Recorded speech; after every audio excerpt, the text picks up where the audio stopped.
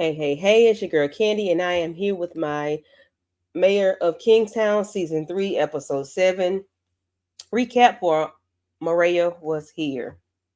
Y'all, this is a sad, this is sad in my opinion. Um, we do see where the episode, well, I'm not going to say it starts out because I can't remember, but, so we do see that there is a bus full of young ladies that actually put us in the mind of Maria. I mean, of Iris. Uh, they were some, young. We could tell they were very young and teenage, ladies, the way they act and behaved on the bus. And we did see that one of them ended up writing her name on the back of the seat. Her name was Maria. She wrote Maria Was Here. And we do that when we, like not marking our territories, but when we are putting our name on some place that we've been, not for a reason or for nah. We just something people do. So there's a group of European teenagers, Eastern European teenagers who are in the process of being bussed across the Canadian border to become a part of Constantine's stable of hostesses. Hostesses. So who wants to be a hostesses? Not me. I'm not being nobody's whore. Okay? No. No, no, no. But while they're on that bus, they come to a point on this bridge where they end up being thrown off the side of the bridge with a fork by a forklift. Yeah, just like that. Just like that. They are thrown over the bridge. And then we see where Iris is looking at they hear about it. They ride around and go to the site and see what's going on. Iris is really in her feelings because she saw herself in those children. No, I'm sorry, those young ladies, and they are who she, who she is. She is who they were. Like they were young ladies that were trying to be coming to United States to be hostesses and to be mistreated pretty much. They're not coming to be because they are loved and cared for. They're not being treated like princesses and women. They're being treated like slaves and hostesses. So yeah. Um those poor girls were, drowned, and the people that were drowned there too. And I do remember hearing the guy that performed. I'm sorry, not the guy, but the lady that was talking to Mike saying that they had to use a hammer because the girls were holding hands when rigor set in. Now, if that don't do nothing to you, I don't know what will. The girls were holding hands before rigor set in, and the guy had to use a hammer. That's sad. I hate it for them. Maybe them being unalived is the best thing for them than going across and going to, be hostesses for Constantine, because they're going to be pumped of drugs. They're going to be used and abused by men that have no self-control. They're thinking this is the right thing to do. They're going to be dancers or hookers or strippers or whatever. This may be the best thing for them too. I don't know what their home life was like, but I know being a hoe and prostituting tricks and stuff like that ain't the life. Yes, you are living, but are you really living? No, you're not. You are pleasing someone else and not yourself. Someone else is being happy because of what you're doing. You're not happy at all. There's no way. Okay? No. But Mike wants them to label it as an accident and not actually what happened, even though there's no skid marks, no traction, no nothing to show that this was an accident. The bridge is not broken. There's no break in the bridge. But that's what Mike wants. And I guess it's best to not label than to label. Y'all, your cousins out there, let me know.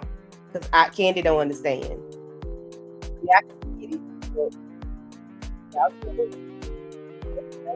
label labeled as an accident, then to tell the truth that a bus full of young ladies that were coming to be prostitutes and was tipped over off of a bridge. That I said it. I didn't answer my own question. That's gonna stir the pot and stir up some shit. It really is. It's gonna be a problem. So it's best to just label it as accident until later on. I don't know. Constantine is hallucinating and being accusatory of Iris, and he threatens to banish her. Yeah. What is Constantine on? I don't know, but he was in his bed, looked like he was in a drunken stupor, and Iris was an angel dressed in white. She had on a white dress, like Marilyn Monroe, and some white heels sounding. Happy birthday, Mr. President. That's all I could think about when I saw her. Marilyn Monroe, because I don't like Iris. I did like Iris once upon a time, but I don't like that heifer no more. Season 3, I don't like Iris. I don't like her. Then you took Mama McLusky's car and then got it taken and impounded. Now, what a car is? We ain't seen the car since your ass took it.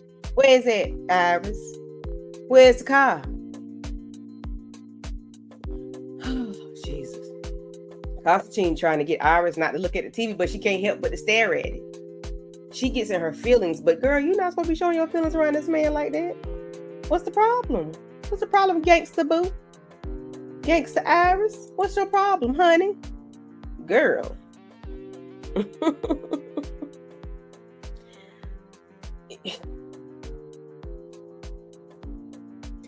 Oh yeah, Iris saw Mike. They pulled over in their truck and they were at the scene. Mike was on one side of the river and Iris and Constantine was on the other side.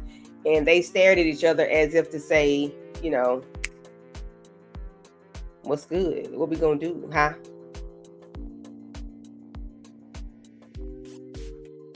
Yeah.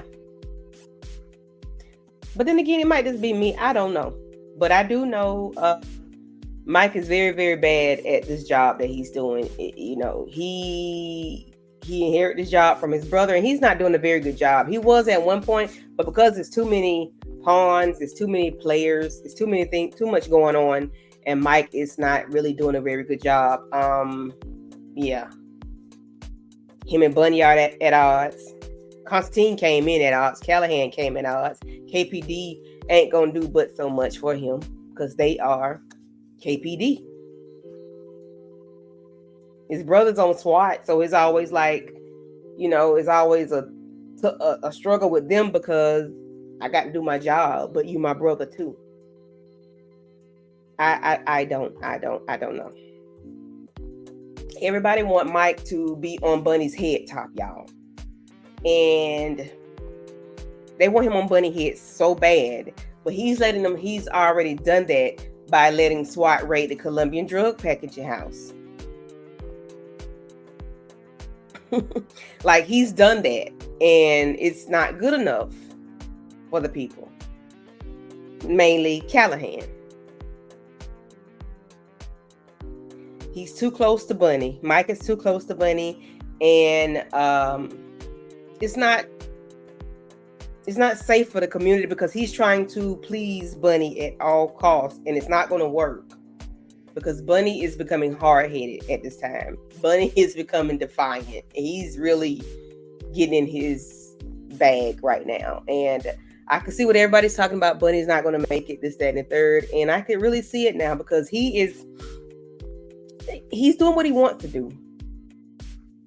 Yeah.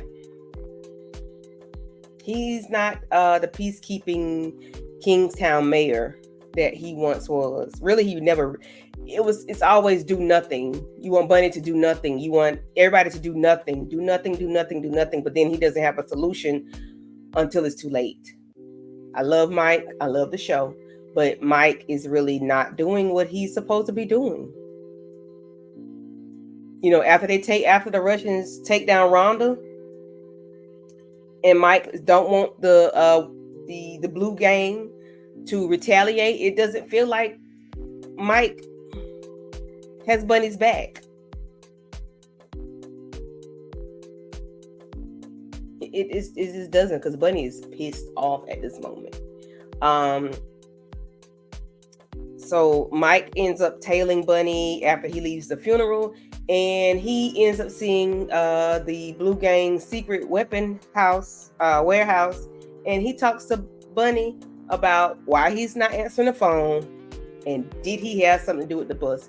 And I think Bunny wanted to put paws and them fluffles on Mike. I really do, because you what? That ain't even how he do. That's not what we do.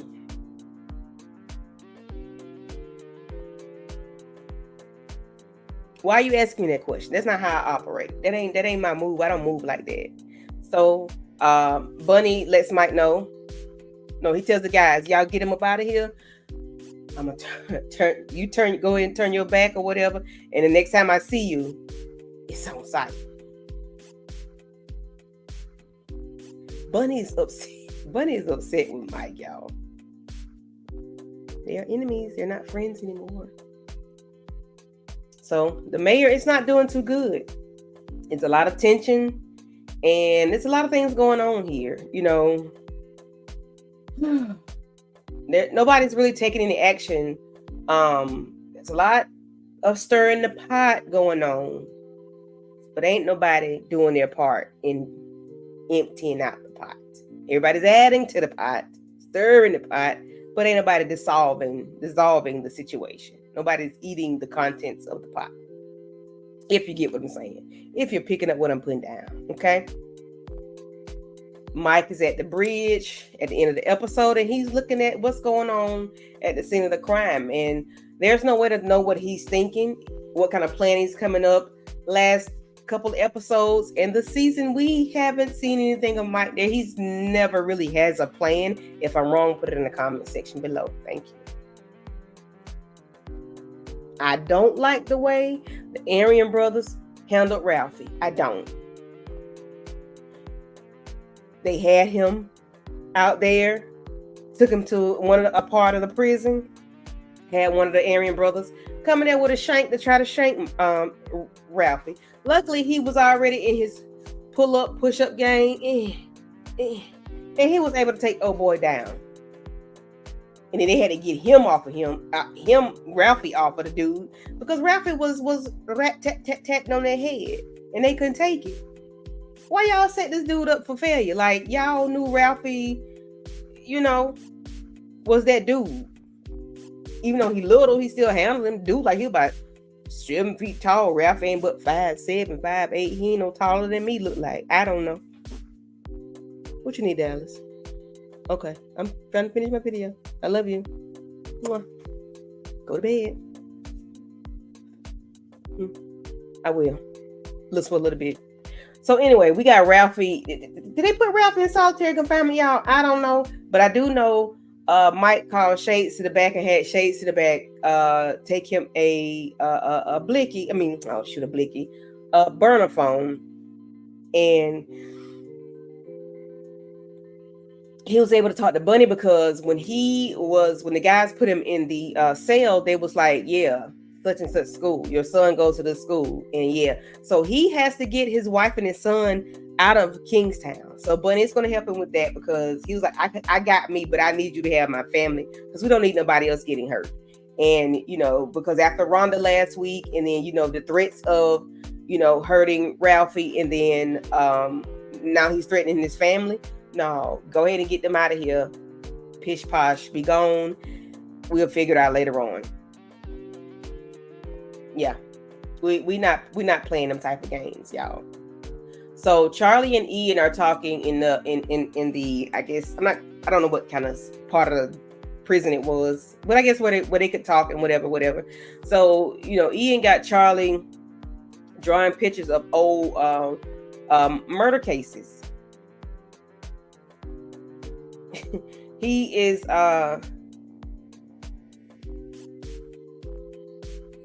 drawing on construction paper with crayons of the murders, and I guess it's where the people are supposed to be buried at. I don't know. But Charlie wanted to revisit the one on the porch. The porch. Ian's like, what? He said, the porch. What about that one? Well, what about that one, Ian? Ian said, no. Ian took that paper and folded up. Ian said, no. No, we're not talking about that, Charlie. Charlie, you get to draw on these other things. Focus on what we talk about, baby. You know, they should have took. I don't want to take Charlie out, but Charlie should have been taken out because Charlie a liability. Charlie, I told him the other week, Charlie gonna run out and tell all their business. Charlie gonna tell everything they had going on. He is.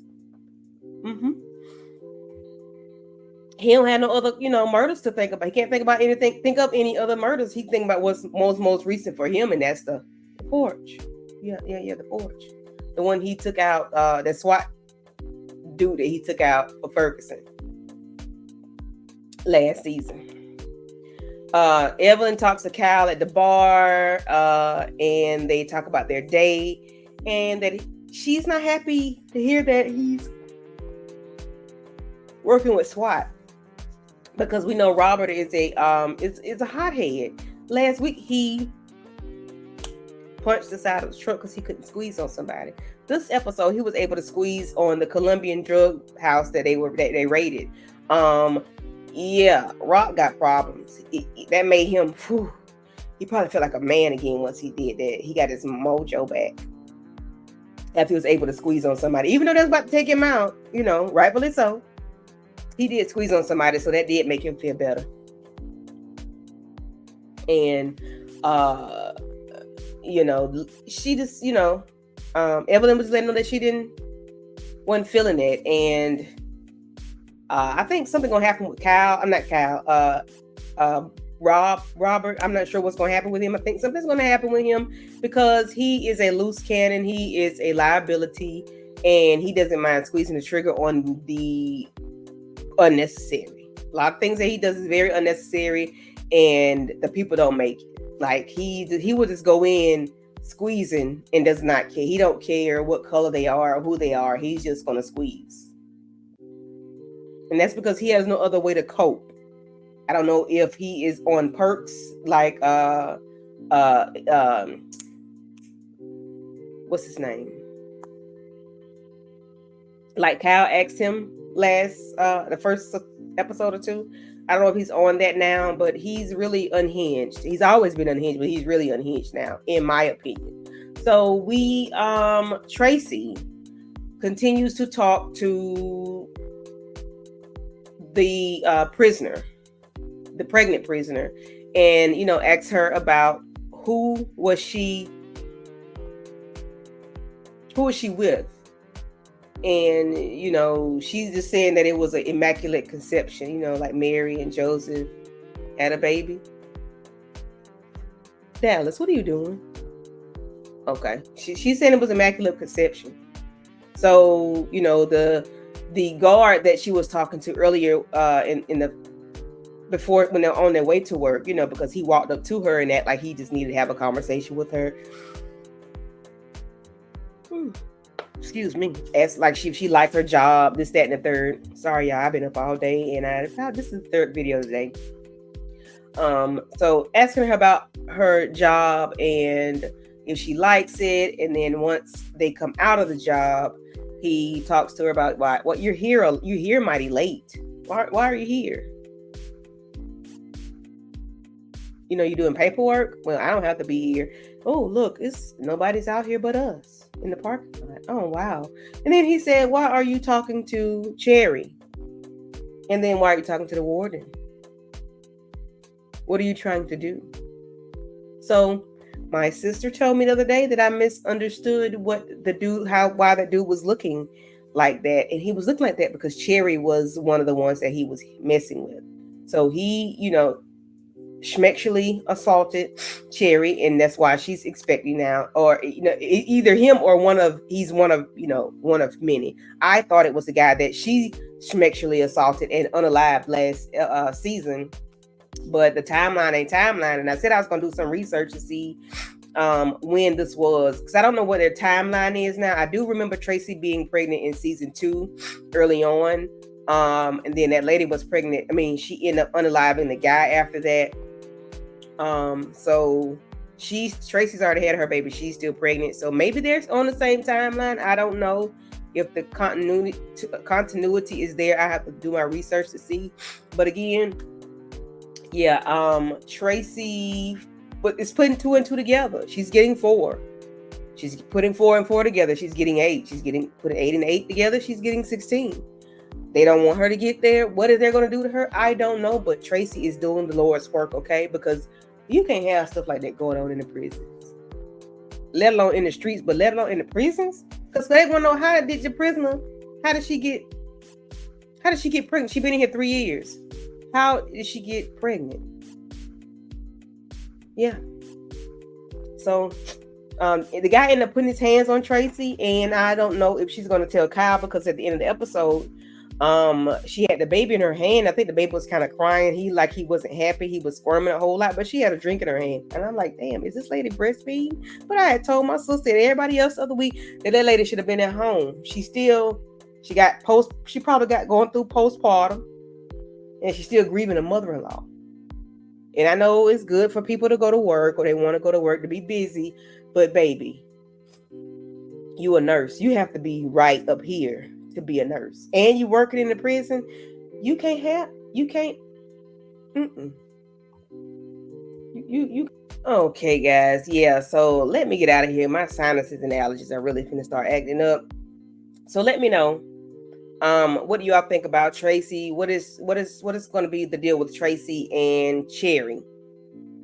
Because we did see Cherry start having a fit once Tracy, was questioning her, and help her out. She wasn't trying to hurt her. What do you think is going to go on with Kyle and Evelyn? Is Kyle and Evelyn going to team up to maybe get Rob?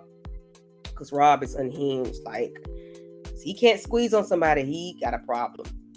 Ian and Charlie. Yeah. Constantine and Iris. What's going to go on with them? And the biggest two, Mike and Bunny. What we going to do about that? How we going to fix it? Please leave your comments in the chat below. Like, share, and subscribe to my channel. You all have been doing so great with subscribing, sharing out my content. I do appreciate you all very, very much.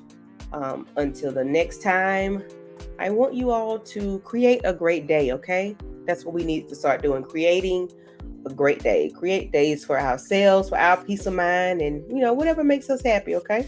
That's what I want us to do. Until the next video, I will holler at you later. Bye-bye.